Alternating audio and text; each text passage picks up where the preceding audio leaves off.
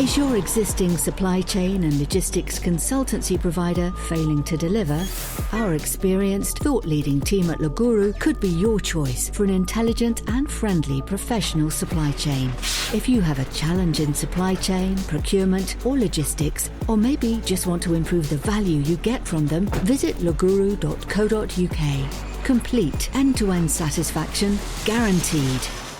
Coming up in this episode. My father was a very creative person. He created the first Space Invaders game in 1976 in Cheltenham with his team, and it started off as a military game. He wanted to create something that really tested reflexes and skill. So he created the first version and sold the idea to Taito, and it became a global sensation. The Logistics Collective podcast is a series focused on the logistics industry, where there are many incredible stories to be told. We'll be speaking with those who've worked and are working within the industry today. What have been their experiences, good and bad, since joining, and would they recommend a career in the industry to others? Here's your host, Malcolm Pope. Welcome to our next episode of the Logistics Collective. In this podcast, we're doing something a little bit different, and we're talking to somebody a little bit different. Now, if I was to describe this person, I want you to get a picture in your mind of the Star Trek Enterprise and probably Scotty, you know? He'd be beaming you up, no problem at all, and he would always make sure your engines were actually ticking over and you weren't having any fights with the Klingons. If he was in James Bond and he was working for MI6, he would definitely be quartermaster or Q. He'd be abreast of all of the latest technology, and he'd be giving you all the fantastic gadgets to actually work wonders with and get you out of tight spaces, lasering your way through iron bars and all of that. If he was a character, I would say I'm quite fond of some of the old British comedies, and I think he'd be Mr. Chips. Now, why Mr. Chips? Well, he was a nice old character, and he really cared about the people around him. But you see, this Mr. Chips, he's got a little bit of enthusiasm for semiconductors, so it's appropriate as far as that is concerned. Now, I've burbled on a little bit, maybe a little bit too much, but you see, I like logistics and I love supply chain, and we often talk about supply chain visibility. When I come to this, I think about, well, if we gave supply chain visibility, if we took it down to our local optician or optometrist, and we said, how good is that vision? You know, would it get a 20/20 score, or would it, in fact, as I feel it is, be only partially sighted? And this chap is all about really seeing how we can improve, get to 20/20 supply chain or supply network visibility. So without further ado, and without me droning on much further, I want to welcome Mark Tailford. Hello, Mark. How are you doing? Hello, Malcolm. What an introduction. Wow. That's pretty unique. I'm very well, and it's a pleasure to be able to come and talk with you today and hear what you've got to say as well. Well, come on, Mark. Let's have the potted history of your life in retail. And you were Mr. Stripey once with your barcodes, and before you went to Mr. Chips. So come on, let's have a potted history of all about Mark. Well, grew up, I was born in Germany, actually. My father was in the forces, and then came back to the UK at a very young age, sadly, before I learned the language. And I was surrounded by, love and innovation was probably such a big thing. My father was a very creative person with my mother's fantastically creative. So I guess I was born in 65. And, for those 35 years to the millennium, there was incredible innovation. And it seemed like a lot of that was centered around my father and his businesses and his activities. He was very driven to inspire and help others. So on the face of it, looked like a very capitalist type of person. His generosity to neighbours and people is the legacy that he left. So much so that when I was getting nervous in 1972 for my favourite football team, the Leeds United, who were playing Arsenal, And he could see that I was, pacing around. And I don't know if you remember those old days of the FA Cup final. You kind of watched the TV and saw what the players had for breakfast and where they walked their dogs. And it was quite a build-up. And my father just came to me and said, Leeds will win today. He said, don't worry about anything. And I said, Dad, but, Arsenal are really good. And we do so well, but we never quite managed to, win. And he said, look, son, the only time I'm wrong is when I thought I was wrong, but I was right. And literally, it took me a couple of years to work out what that meant. Anyway, Leeds went on to win, so that, his reputation was intact. And the funny thing is, when we got to the FA Cup final the following year, I didn't ask him the question, and Leeds lost. So anyway, the die was set. He created the first Space Invaders game in 1976 in Cheltenham with his team, and it started off as a military game. And the reason that he created, so you've got to look at the motivation of the man. The reason he created this was he was really concerned about his sons and our friends all becoming addicted to gambling. Fruit machines were in every corner of every pub. And so he wanted to create something that, really tested reflexes and skill. And one where you weren't being enticed by winning something, but you just tried to be the best of what you could. And so he created the first version and sold the idea to Tato, and it became a global sensation. To look back now, only now really, and realise that I had the first game in my bedroom in 1977. Oh, you still got it? No, sadly not. What? I think Dad took it out. Dad took it out and put it into a pub somewhere. To think like that, but that was normal in the life that I was leading, a very close, working class family, but all of this innovation coming out. So I suppose you can't help but get influenced by those type of things. And although I enjoyed school, I loved history, geography, English, I loved all the arts in particular, sport was something that really appealed to me. And I not very talented at many things. Football was, I loved it and found it relatively, it was interesting. And so he had set me off on a path towards being part of a team. My friends seem to remember so much about those sporting games that we have. And I don't know, my memory, I seem to forget all the good things. I remember when, we just missed out, or I just didn't quite score a goal or whatever. Those are the things that, and I think that's probably what drives me. And it's good to have friends because they remind me of the things where all our practice did come off.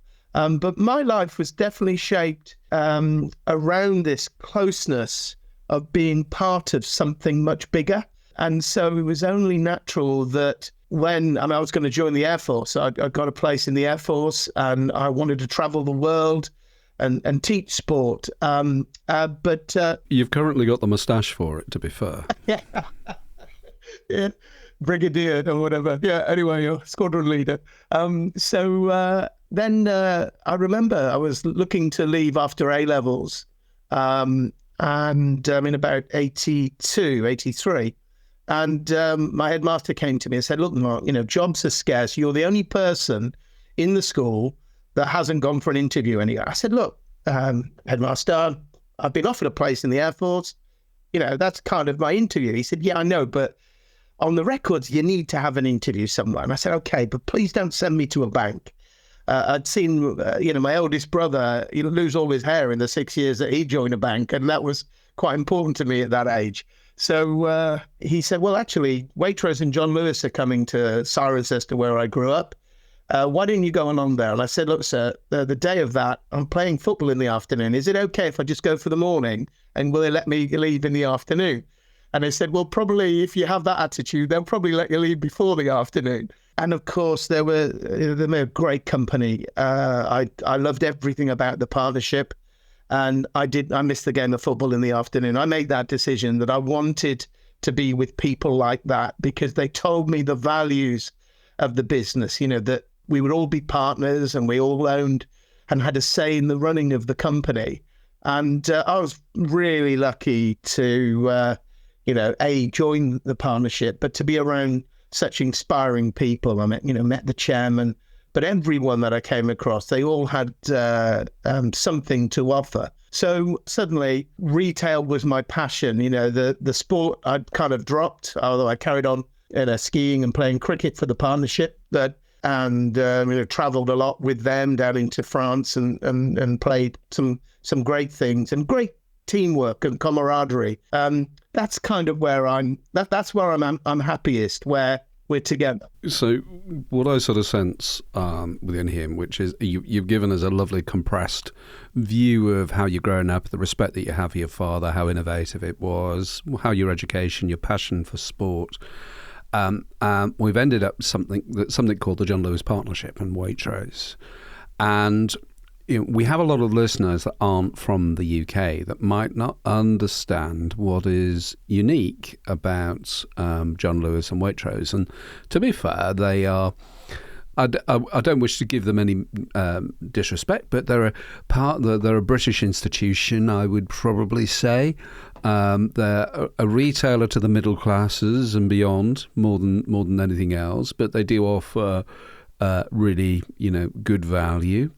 But the key thing is about the partnership. Tell us what you mean about the partnership. So the unique thing about John Lewis, from John Speeden Lewis, who founded the organisation, it's a partnership. So there's not a bunch of shareholders. Everyone that joins the business has a stake in the business itself. And because of that, I think everyone feels that they have a voice. If it's your bicycle at home, you take care of it. It's your company at work. You are very fiercely loyal towards the brand. So I never kind of really experienced much frustration or gossip about the business in those first 5 years. It was I'm not being idealistic. I lived it for 5 or 6 years. People really, if something wasn't right, that they felt they had a voice, and they could go to staff and training personnel or the registrar. And so we used the word. So we were called rank and file partners if you weren't when you joined. And when I've used that term later on in my career, people think, oh, that's awful. And yet, well, we were proud to have the word partner in there. It didn't make us, before we were management, it didn't make us feel any lesser. So the committees that steered the business was made up of the MD, but also someone who was pushing trolleys in a store. And everyone had value.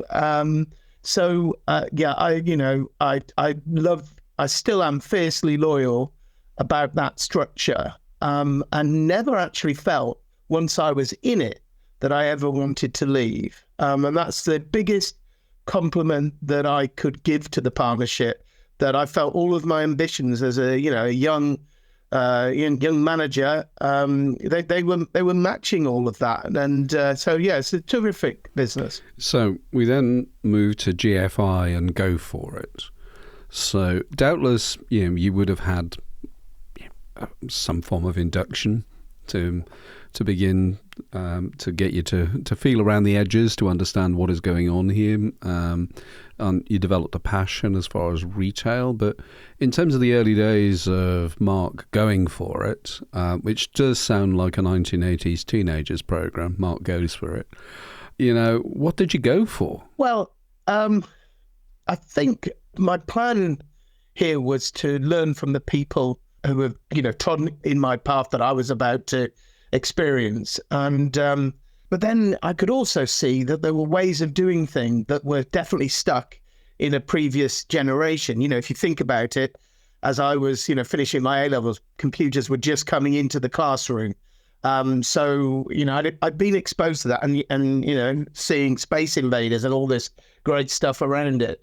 So I felt that there was a responsibility as well of someone who was quite young then and inexperienced to just challenge that, but be really respectful that the people probably thought, I didn't have the experience.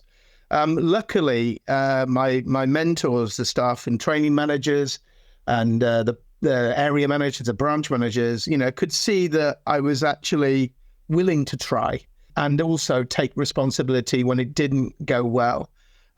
So I learned very early, because I had to work out how did this all run, because up until then I just thought, oh yeah, high street exists and it must be pretty boring occupation working in a supermarket.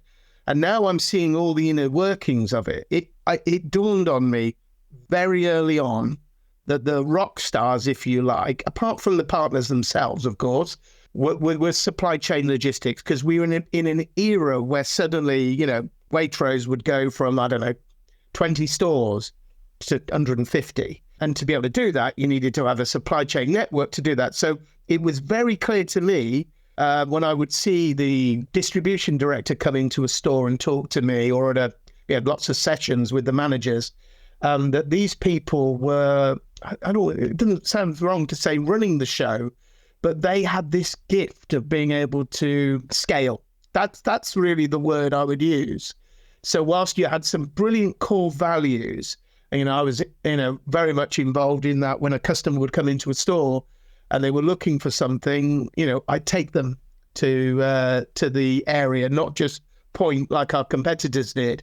And I was very much part of that mantra in John Lewis about caring for people. So I could see that the supply chain people had real energy and passion. And I felt that I could do a similar thing within the store. Now, so my time of, captaining the sports teams and being part of some incredible teams at school and in other areas was a talent that I'd definitely learnt, that I could then bring to 200 staff in a store. So I felt, things like words that are really important for me is trust, momentum with anything that we do, because sometimes when you're searching to improve something, you might have got the right idea, but your implementation is really bad. So I would always talk with people about have we got any momentum with this idea? And even if we could find a trace of it, that was enough for us all to keep that going. So literally Waitrose and John Lewis then just pushed me around different stores. I had no commitments. I didn't have a house or anything. I was renting. So in next years, I was in, Bristol, Birmingham, Bracknell, Reading, Andover, all sorts of places, trying to make a difference and bring in the same innovation. And I remember one night I convinced the whole team to stay through the night, and bear in mind we'd all had a full day, to try something new with, changing the fixtures around. So we'd put the pre-packed in where the loose vegetables used to be, and we were trying it all. And once you start to do that, you end up, again, momentum, you end up starting to do things that you shouldn't do.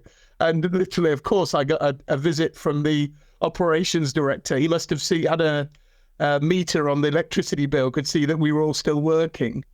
And he came in and looked, and with his 30-odd years experience, even the fact that he probably agreed with about 10% of what we'd done, and we quickly had to restore the other 90% without any sleep, by the way, that was enough for us to go on our own path, one that, 10% of the ideas. And I think, to be honest, all of those things about if you feel safe and you're trusted, you can experiment. And, certainly one thing that when I eventually sort of retire from what I do, I'm kind of like, I would love to be involved with being able to help people to have that same feeling, because, if they don't pay me to do this, then there's only one agenda from me, and that is to share some of the, the luck I use that I've had in my career. So yeah, that's a summary on that sort of go for it nickname that was given to me, which I didn't understand, of course, because you're oblivious to it, your own failings or skills. So again, that is a real good potted history in terms of, I guess, learning the basics of retail. Yes. Yeah, and doing that and well, looking at merchandising, looking at interaction with the consumer, with the customer, which I think by itself is interesting. Malcolm, nothing was better with your store heaving, for me personally, than talking to customers, helping them. That's and of course, my career after that is all about that. It's, I don't think we had the phrase customer experience, but if you love people and you love that interaction and that dialogue, and then it was a brilliant stage. I was never sort of lucky enough to get up on a stage and act, but this was a kind of a real theatre, and great fun, really great fun. So it wasn't Grace Brothers. Yeah, we were all done very well. Oh dear. Favourite character in Are You Being Served? Oh, well, of course, I couldn't wait to see his young Mr. Grace come down. Because that was the moment where everyone sat back. I think, well, probably I was. Oh, what was the chap? He's probably a bit more like my character. I can't remember his name. Mr. Lucas. Mr. Lucas, yes. Because he's a conduit for everything. He had the banter with the ladies, but he was kind of that, I don't want to say a fool, but someone that could be out there, and you watched his boss and Captain Peacock watching over him, trying to nurture him. So I'd probably relate to that. But then before I know it, I've become young Mr. Grace. But you could pick any of them, couldn't you? You really could. It's an interesting question. It's really the pantomime of retail. But yes. Okay, let's move on to, because I think we can all identify. I mean, I've had I know it's fundamentally wrong, but you do give certain people nicknames through your career, and I certainly had one, young Mr. Grace. Well, do you know what? At Waitrose and John Lewis, we would have a notification of the chairman coming to the store, and he probably had the same feeling that everywhere that he visited always smelt of fresh paint. I think the Queen said that, didn't she?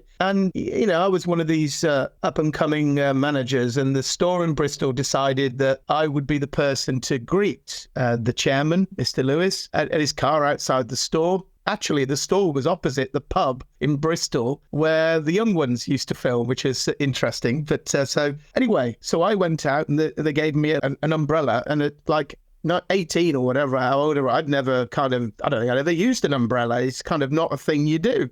So they've given me this really posh umbrella, and I've taken it out of the wrap, and I had to test it. And it's torrential rain outside of the store. And as I went to go out of the store, because they said, look, he's before mobile phones, but they must have had some way of knowing that he wasn't far away. You need to go out there now. So as I've gone out of the front door, I've opened the umbrella to stand under it, and a tap on my shoulder from the area director. He said, no, Mark, the umbrella's for Mr. Lewis, not for you. And I'm like, and I looked up, and literally, I thought it was a joke, but they were serious. So I had to stand out, and then Bristol traffic in the rain. I felt like an hour, but he must have looked at me as I was totally drenched. But he said, there we are, that young Mr. Grace moment. And it's quite funny when you look back. Oh, you see, I think in reality that was a setup.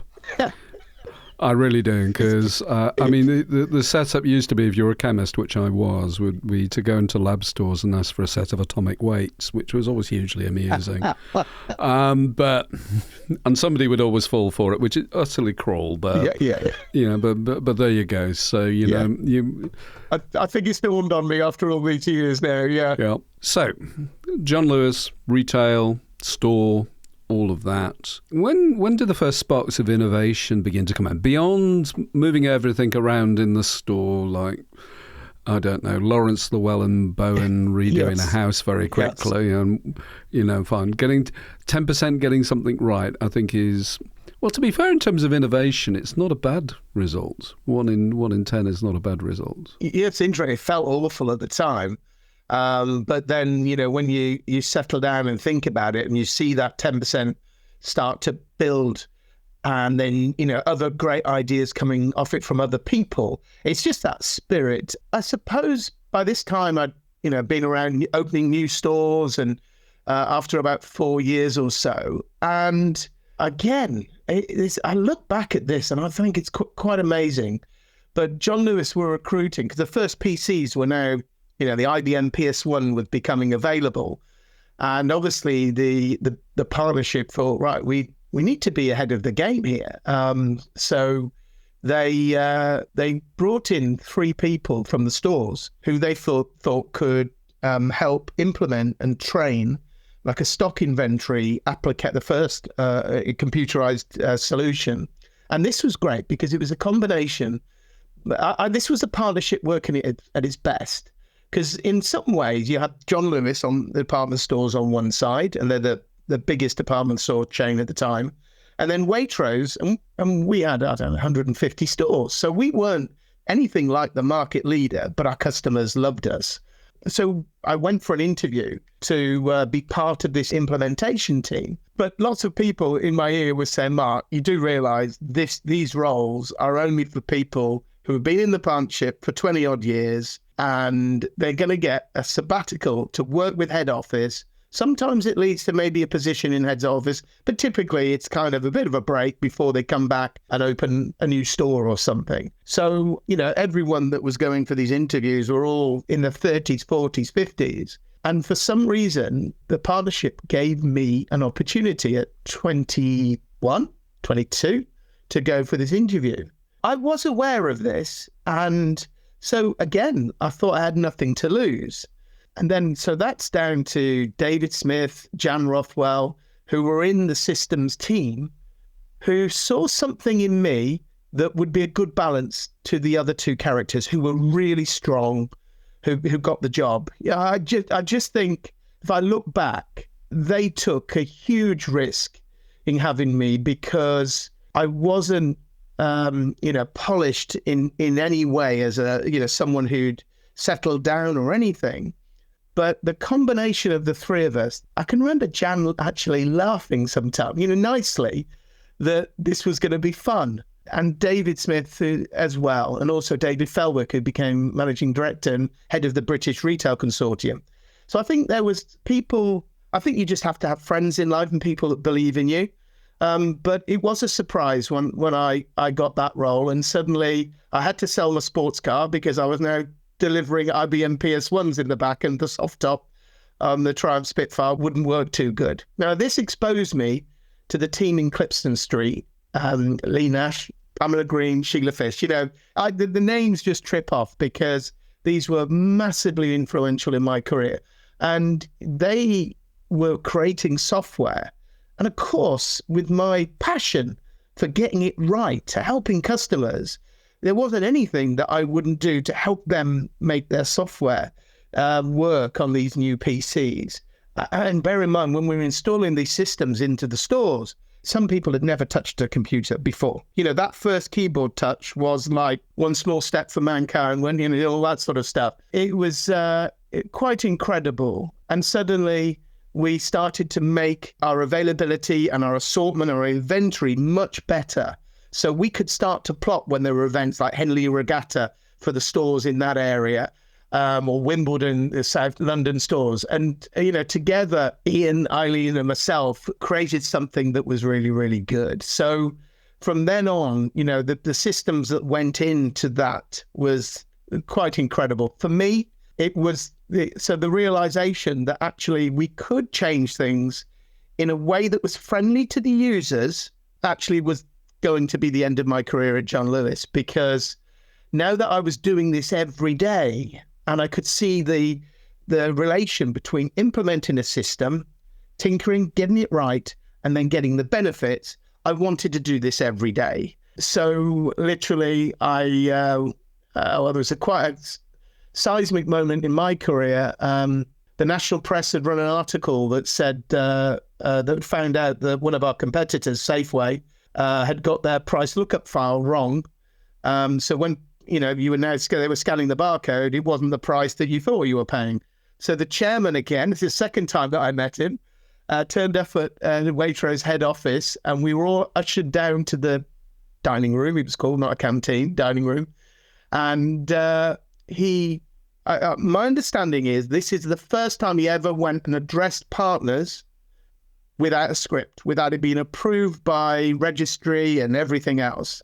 And he announced in front of a full canteen or dining room that the devil that is the barcode will never have a place in the partnership. At which point, there were about 100 faces turning towards me, because that was what I did. Yeah. So I kind of then went and saw my boss, and he said, well, you're gonna have to speak to, and I think I spoke to someone quite senior, and it was like, well, Mark, I think you're ready to have your own business. So I think on that cliffhanger, after a wonderful career within the John Lewis Partnership as being, the most senior umbrella wrangler within there, and then being told that your chairman didn't like stripy things on boxes, that was time to move on. So on that mild bombshell, I think we'll close this episode. And so thank you ever so much for everybody that's listening to us. Our podcasts are available on all the normal platforms such as Spotify, Apple, Google, and a lot of others. Please like and follow us on these platforms, and also feel free to interact with us on logisticscollective.com. You can ask us questions and send us messages as far as that is concerned. So that's this episode, and we've been maybe focused on past. For the next episode, I think we're getting closer to the present time. And for our final episode, well, watch out for that one, because we're heading for the future. You can get in contact by email, podcast@logisticscollective.com, or leave a voice message on our website, logisticscollective.com. The podcast is a production by Le Guru.